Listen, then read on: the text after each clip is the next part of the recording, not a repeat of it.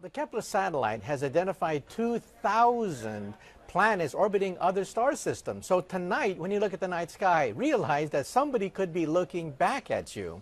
Now, if there is a life form out there, they could be literally millions of years ahead of us. The universe is 13.7 billion years old, so a million years is nothing compared to the age of the universe.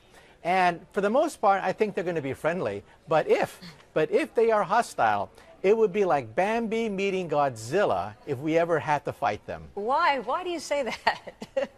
Well, realize that if they're that advanced, they can reach the Earth from a distant star. They are already thousands of years ahead of us in technology.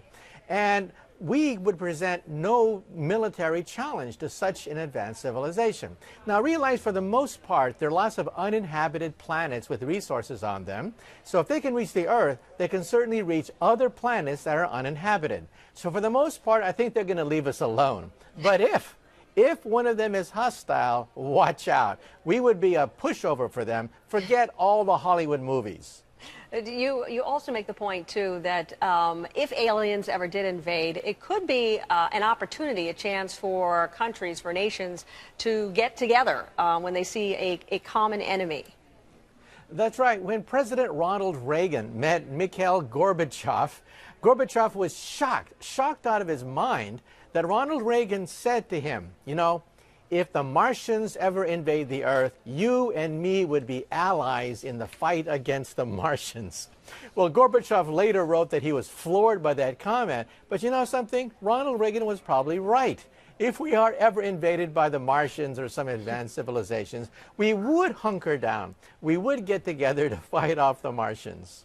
And finally, you say you think that if we ever approached by extraterrestrials, it would be likely friendly because they would already have resources somewhere else in the universe. Is it likely that we would have common similarities with any of these other beings based on your research and what you know about these other bodies? Well, for the most part, I think they would leave us alone. If you're walking down a country road and you see an anthill, do you go down to the ants and say, I bring you trinkets, I bring you beads, I give you nuclear energy, or you just leave the ants alone? So I think that if they are that advanced, they're going to be peaceful. They will have had thousands of years to work out their internal problems of racism, fundamentalism, sectarianism. So I think for the most part, they will have had thousands of years to work out their internal differences. So I think they probably will be friendly, but we have to prepare for the possibility that they aren't.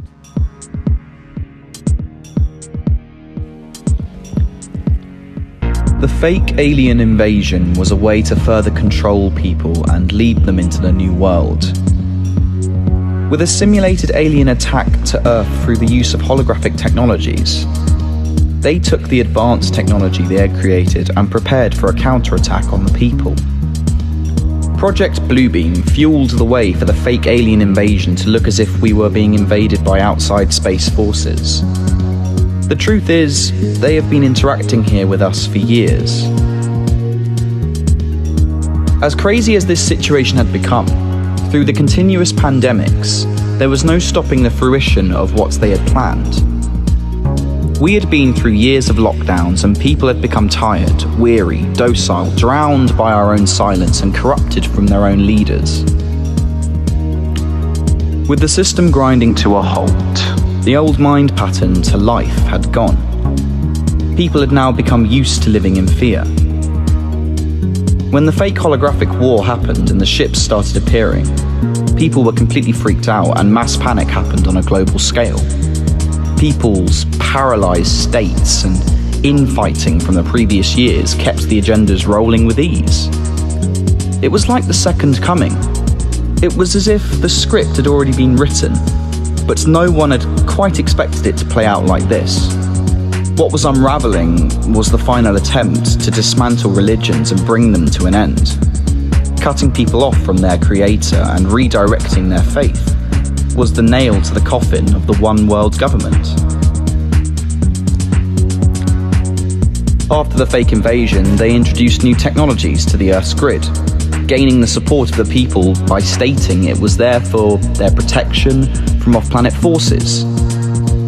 This not only allowed them to maintain the power, but also bring people into the one world government. It removed all local communities and national identities, making us into global citizens. All old human rights became abolished, and the new global laws were created with international governing laws. Whole countries with their traditions, cultures, and diversity were erased. Your biometrics were completely wired to the system. Your consciousness was uploaded to the cloud. You became a living node on planet Earth, and you had no choice but to follow order, or you were switched off from the system. Government leaders knew alien disclosure should have been made in a transparent way, but knew if they did, it would break the system. Banks, healthcare, military complexes, and true science would all be exposed. The house of cards would immediately collapse. Every single person would realize that most of the world's problems could be solved in an instant. The few couldn't let that happen, but we also didn't want to awaken. There was a majority of humans that enjoyed the safety and being dependently carried through life. Though this transition had an opportunity to be the great awakening for humans. We are the many, and they have always feared the potential power of our collective. But by not disclosing the truth, it gave them the power to steer us to exactly where they needed us. There was a brighter timeline within the new system that lay ahead, if we chose to take it. But it was down to us to change our own mind patterns about our perspectives and discover how we truly create as a human in this world. If we never ask questions, we will never get any answers. It is only our lack of expression that is creating this dark world. Where do you question your reality? Where do you step out of yourself and ask how your own actions contribute to this darker world?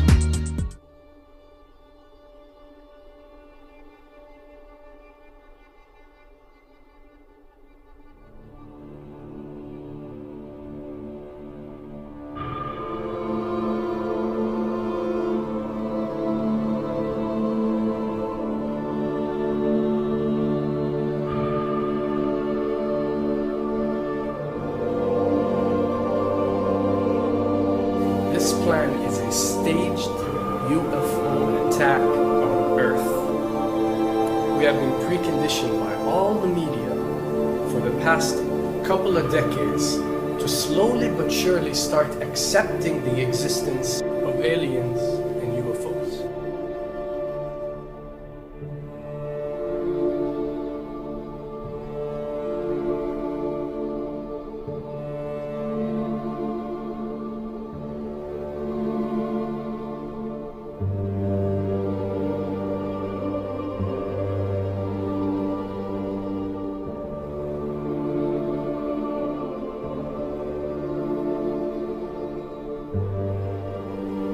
I can tell you right now that 99% of every UFO sighting that has ever taken place has actually not been an unidentified flying object, because this has always been military technologies.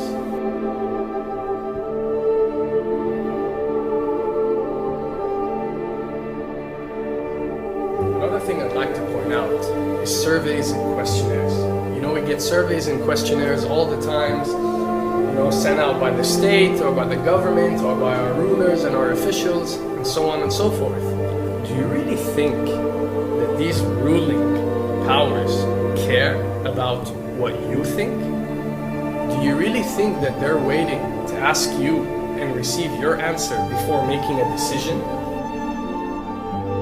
What happens with these questionnaires is that they are released. For example, what country do you think the US should attack next? And if it yields back results like 70% of the US population believe Iran is the next country that should be attacked, this is actually a study conducted for the effectiveness of the media propaganda that they are using. So when they get such results, they look at it and they be like, all right, amazing. Our media propaganda is working. We are purposely trying to manipulate people to think that Iran should be the next one, and check out the survey results. We're doing a great job in propaganda. That's what it's all about. And if the results come back and they aren't up to par, so let's say 20% want war with Iran and 80% want actual peace, they say, okay, so now we have to go and rework our media propaganda and make it more effective so these percentages change. Why am I saying this? Because of the UFO phenomenon. Since the 60s, the amount of people who believe in extraterrestrials have skyrocketed, and are only increasing day by day in our modern world. This only confirms the success and the plans that are taking place to first manipulate you to believe in UFOs, and second, to conduct a UFO attack that is going to force the whole world to unite to fight off this enemy and accept the New World Order. A former Canadian government official is warning we may be on the verge of intergalactic war, saying, quote, the Bush administration has finally agreed to let the military build a forward base on the moon, which will put them in a better position to keep track of the comings and goings of visitors from space, and to shoot at them if they so decide.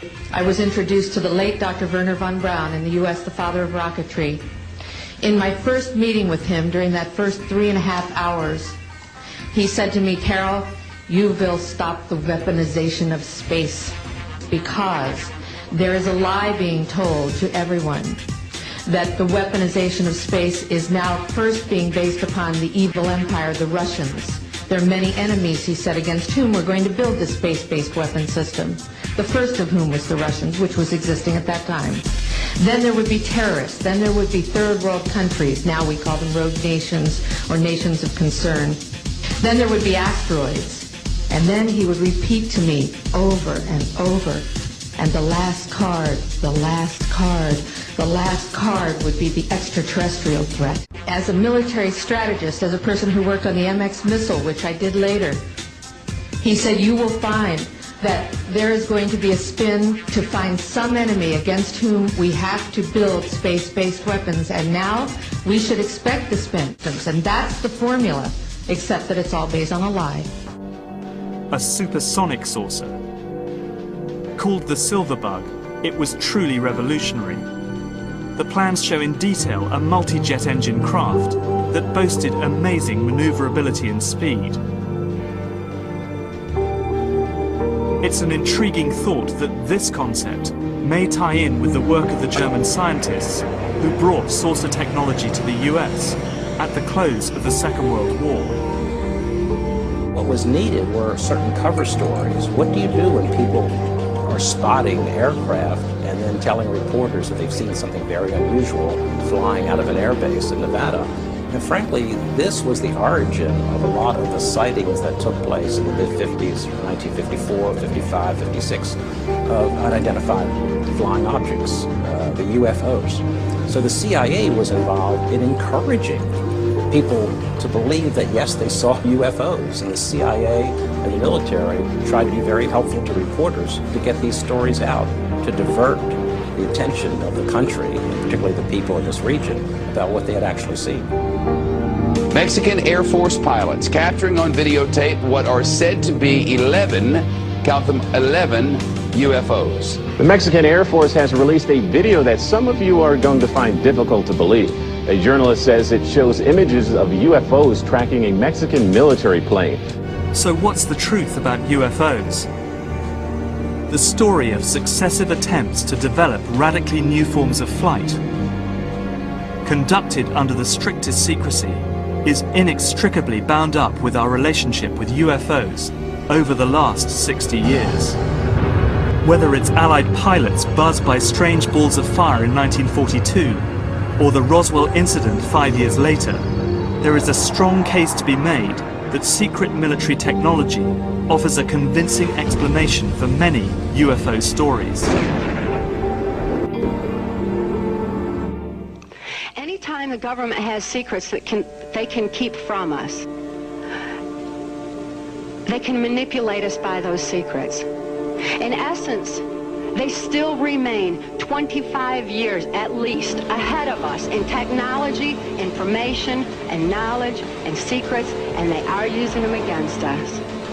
I heard over the years, many times over, that the plan to usher in the New World Order would be to make all the people in this country and around the world feel totally helpless, to prevent the New World Order from occurring, this world dominance plan, by saying that we had been invaded by aliens, so that we would say, oh, please, UN, come in and help us all.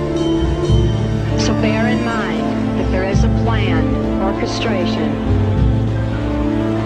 to get people to be submissive through the secret technology and information that they're keeping from you under the blanket of the so-called National Security Act.